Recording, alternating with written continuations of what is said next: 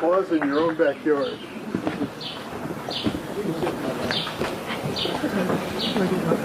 You're right where I need you. 29 years ago, at this very spot, I made an announcement. It was an important announcement for us as a family. It turned out to be an important announcement for the history of the state. The question was whether I would give up a safe House seat, which I had had for 14 years, and risk it all to run for the United States Senate. I made the decision to go forward and do it. And so for the last 29 years, I've been vindicated. That decision paid off. Now I had to face the tough reelection decision for my 6th term in the United States Senate. I love this job. I think it's a terrific job. But I also know reality. There comes a point in your career when the torch must be passed, and I've reached that point. I will not be seeking re-election to this United States Senate seat. Now, by way of warning, I want to tell you, it's a long goodbye. I will be serving in the Senate for a year and a half more until January of 2027, and I plan on being actively involved in the business of the Senate during that entire period of time. But I also reflect today on the reality that I will have completed the longest Senate term of any senator popularly elected in the state of Illinois' history. I'm truly grateful to the voters for giving me that opportunity, and I've tried to use it effectively. I've done this my way, and it meant making decisions based on family needs and personal needs and what I thought would serve our state well. First thing, I came home virtually every weekend. 50 round trips a year between Washington, D.C. and the state of Illinois. Many of the times I came home after going through Chicago on a Saturday and invited friends who were here to have a glass of wine on my deck while we sit there and watch the White House Correspondents' Dinner from my deck. It was a much better venue, and I didn't have to wear a black tie. But I did it in my own fashion and continue to over the years. Now we have an opportunity to move forward with the re-election, the election of a new United States Senator. We're lucky we have a strong Democratic bench. I mean it. You've heard some names already. Believe me, you're going to hear more, because they've been calling over the last several months and talking about the fact they wouldn't run against me, but they wanted my blessing to run. I'm not planning on endorsing any particular candidate. I hope I don't have to, but I'm not ruling out the possibility in an extreme case. I just think it's up to the voters, the Democratic voters, to make this choice moving forward. Now, here's the good news. I have a great colleague in the United States Senate named Tammy Duckworth. I take credit for it. I think I can prove that I discovered her. I invited her to a State of the Union address in Washington to be my guest when she was still a patient at Walter Reed Hospital, just weeks after her helicopter was shot down over Iraq. Her husband, Brian, also in the Illinois National Guard, pushed her wheelchair into my office, and I met her for the first time. She blew me away. She's an amazing, strong, principled, energetic, talented person. She'll be a great senior senator from the state of Illinois, and I know that she'll carry on in the traditions that I've tried to establish. And so I just want to thank you all for being here. I want to thank, in particular, this young lady who lives in this house with me, named Loretta. We've raised our family in this house, and we've lived in this neighborhood for how many years? Since 47. 47 years we've lived in this neighborhood, so that's an important part of our lives, too. I also want to thank the best Senate staff in the world. Thank you all for being here. They deserve their check. And now open up to any questions you might have. Senator, you said that you're not going to endorse anybody, but what kind of qualities and character would you be looking for in someone to best succeed you? Do you think would you be looking for a female candidate, person of color, or any other qualities that stand out for someone to be your successor? Well, I'm not going to set the criteria. That's for the voter to decide. And they took a risk with me. I'm a downstate Democrat. That's kind of a vanishing breed when you consider federal office, particularly the United States Senate. And many of them had never heard of me. A fellow named Paul Simon blessed me with his endorsement, and I moved forward, and things worked out for the best. Look at Tammy Duckworth's background. Asian American, veteran, what she's done as background. I mean, It's up to the voters to decide what's right and who the right person is. I'm not going to make that decision. But I am confident we are going to have a diverse group of candidates running for the United States Senate, and it's going to make a difference. What does your decision mean to retire as far as the political breakup for upstate and downstate? To follow up on what you said about downstate Democrats being a dying breed. The only thing I can say is I'm saying to everyone who is a candidate, work the entire state. Discover downstate if you don't know it. Discover the suburbs, the surrounding counties in Cook County, the city of Chicago. Come and discover these wards and precincts. That's been one of the real blessings of this job, and I'll just say it flat out. I was born and raised in East St. Louis. We raised our kids in Springfield, but I love Chicago. And the people who want to badmouth that town are in for a fight with me. It's a great city, and I've been honored to represent it. Senator, what kind of conversations did you have with the Pritzker administration and the lieutenant governor before your announcement? Well, conversations, I wouldn't call them that. I did have a conversation with Juliana. She told me that she was interested, but she wasn't going to run against me, and others have done the same. And when it came to JB, I gave him a call before I made the announcement yesterday. Senator, What? in a year and a half, you walk out the last time, then what are you going to do? I don't know. I just don't know. I've been paying into a pension system for a long time. I may even draw a check out of it. We'll see. But that is not all I want to do. I don't want to sit in a rocking chair anywhere. I want to be actively engaged in the actions and passions of our time, as Oliver Wendell Holmes said. Senator, just to follow up on Jeremy's question, just reflect upon the change in the political geography of the state since you first ran for the Senate. When your seat was a safe Democratic seat. Now a Democrat probably could not win it as it was drawn. When I announced 29 years ago, if I said I'm going to carry DuPage County, you'd have laughed out loud. Right, but now I'm going to carry DuPage County as a Democrat running for the Senate. It's quite possible. If I said to you, downstate is hopeless beyond the Metro East area and Jackson County and a few places, you'd say, what about Bloomington? And said, sorry, we're not ready. We're ready now. We've got places where we are showing real progress in the Democratic Party, building that party. My message to everyone interested in running for office statewide, run in the entire state from one corner to the next. Don't assume a damn thing. These are voters who want to hear from you and want to know if you're going to make their lives any better. Does it concern you, though, that with the majority of the electorate now in the Chicago area and the collar counties, in Cook County, that downstate might not get the attention that it deserves without a downstate senator? I don't believe that. I think the person who is successful in running for this office is going to understand they've got to not only represent the entire state, they've got to work the entire state, and we've done that. Do you think you leaving as a downstate I Democrat? can't give you every question. Senator, how much did the national political climate, the Trump administration, play into your decision to step aside? Well, it played against my decision. The madder I got about what Trump is doing to this country and to the Constitution, the more I wanted to serve and not step aside. But I'm going to spend the next year and a half doing my best to honor the Constitution and protect it. Senator, how much is Go ahead. going off of that last question there, we've heard from Lieutenant Governor Stratton that she's already announced her campaign, and she's making it very clear pushing back against the Trump administration is going to be at the forefront of her campaign messaging. I'm sure that's going to be the case going forward. Is that a winning strategy for a Democratic primary? Well, it's an important place to start in the Democratic primary. There's an intensity of feeling about what the president has done in his first 100 days, and I share that feeling. There is an energy that you see in the rallies that are taking place around the state and around our country on a regular basis. There's an impatience. People want change tomorrow. They want to stop him tomorrow. Some of them are not realistic. We just don't have a majority in the House and the Senate. There's a limit to what we can do. But that is the starting point for any party that's out of the White House, as we will be in this next by-year election. What do Democrats need to do to win back the majority? Because their approval rating nationally right now is not that great. Well, having a unified message is tough when you don't have a candidate for president or a president. It's kind of a chorus instead of an individual that you focus on for that purpose. But we will be unified in our message, and the person who will unify us is Donald Trump.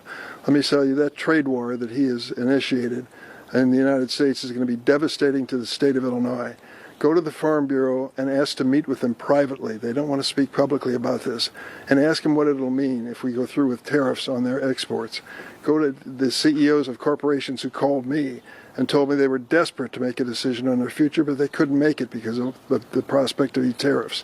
He's creating a devastating economy, and that is the starting point of our election campaign. Senator, life has seasons, and when you look back and think, that time I was in the United States Senate, what are the first one or two memories that come to mind? Well, I don't know if it's quite that easy. I would tell you that it's an honor that I never dreamed that I would have. I've worked with some extraordinary people. I've witnessed history being made, and I think of the people I served with, Teddy Kennedy, John McCain, the list goes on and on from there. And they have basically, as far as I'm concerned, made history, and I witnessed it, was part of it in some instances. So that was important to me. But I'll also tell you that getting things done that make a difference in the lives of people I represent makes all the difference in the world. I look back, for example, on something I did in the House of Representatives. It seemed almost inconsequential to ban smoking on airplanes. It ended up being a tipping point, and the whole problem with health care and tobacco changed with that as a starting point. People started saying, if secondhand smoke is dangerous in an airplane, well, what about a bus? What about a train? What about an office building? What about a restaurant? And I want to add that my wife Loretta worked for the Lung Association and helped to change the law in Illinois to make it safer for people in restaurants and places like that. Senator, can you go back to when did you first start considering that this was going to be your last term, and was there something that was sort of the tipping point for you? No, it just came down to this. I'm 80 years old, all right? I feel good and strong and healthy and go to work like I'm supposed to, travel back and forth to Washington every week. But I had to project forward. The campaign's going to last 2 years, and then you're going to serve 6 years. So are you ready to make an 8-year commitment? That's the truth and the reality of the United States Senate. I didn't think at this point it was the right thing to do. I think it was the right thing to pass the torch on to another generation. You have specific priorities for yourself being in the minority party for this last year and a half in office?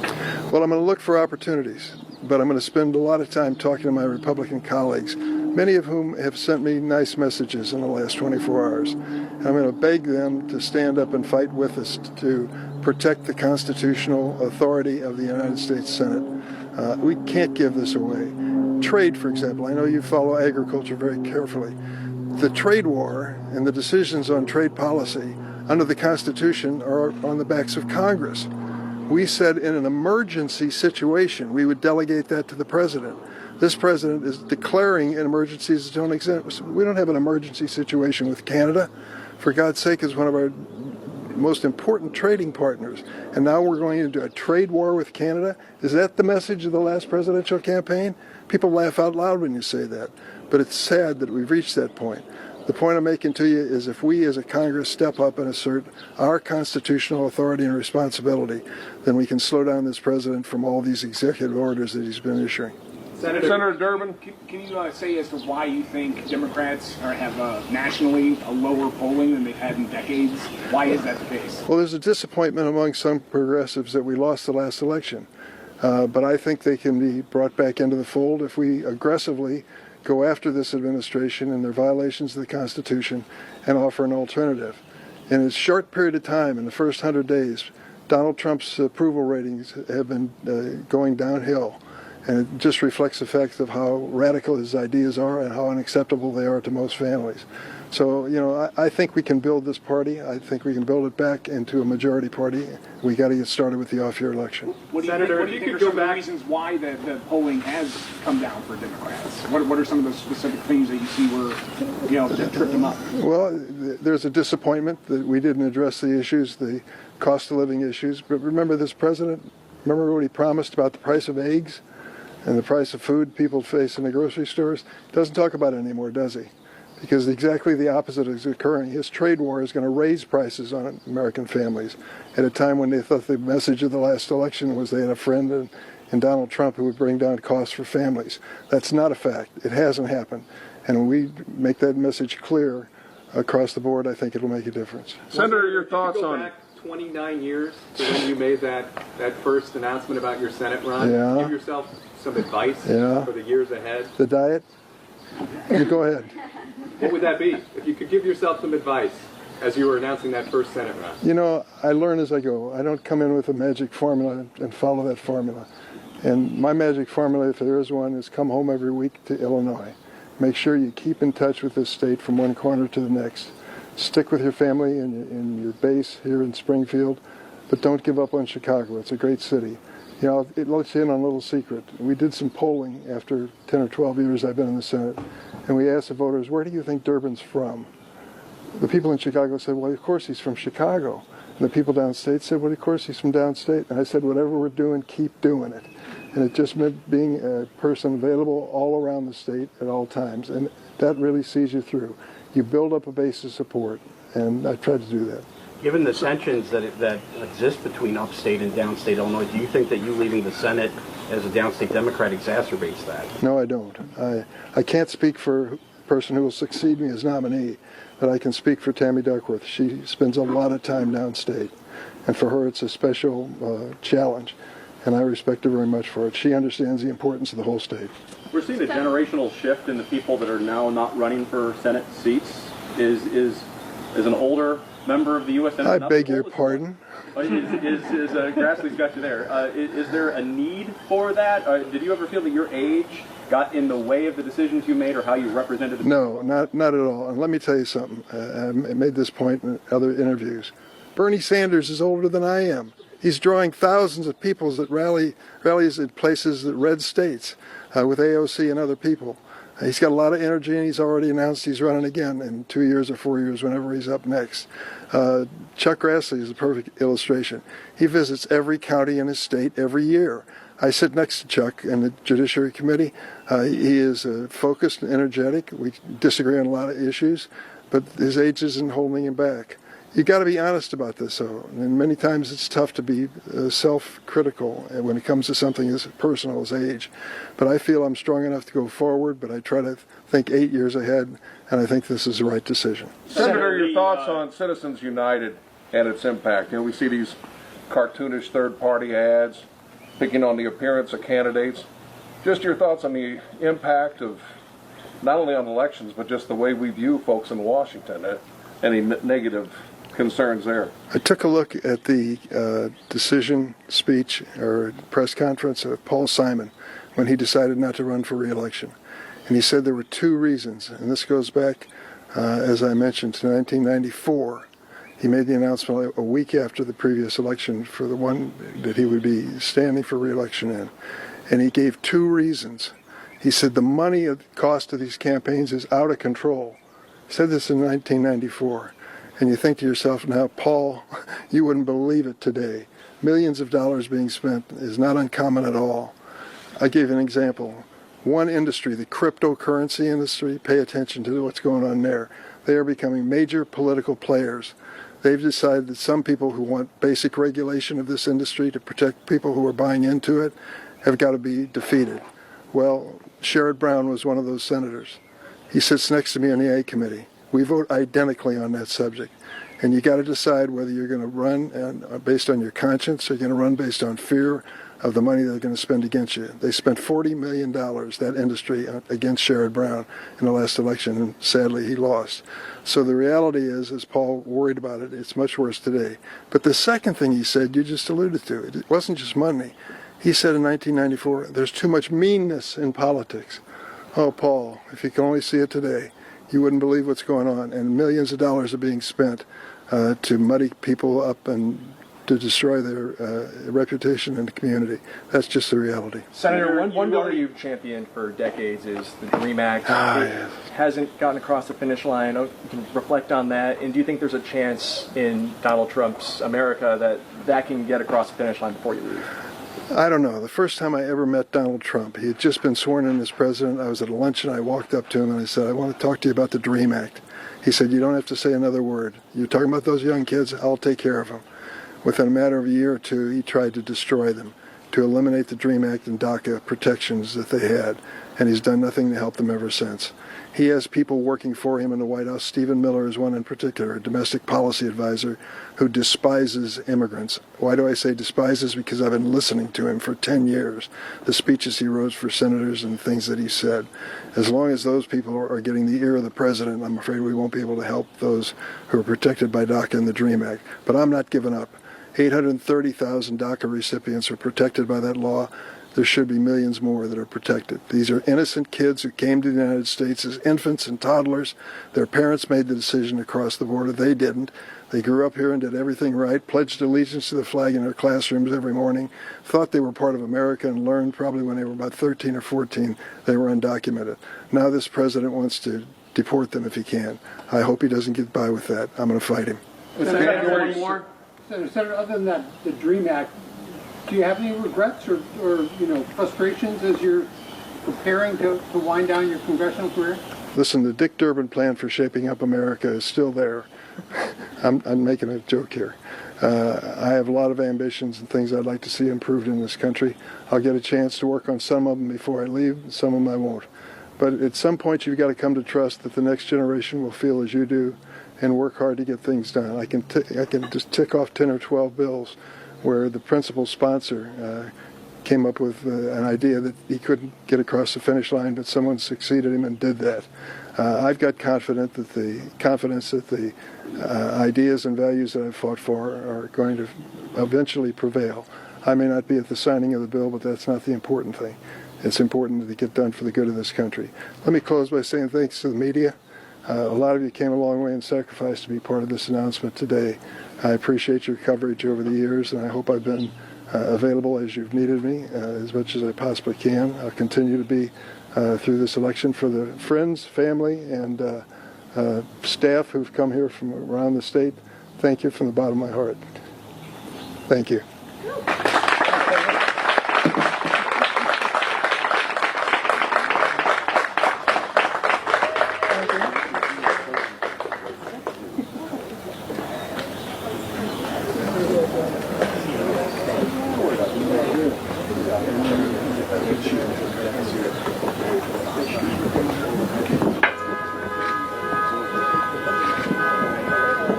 No,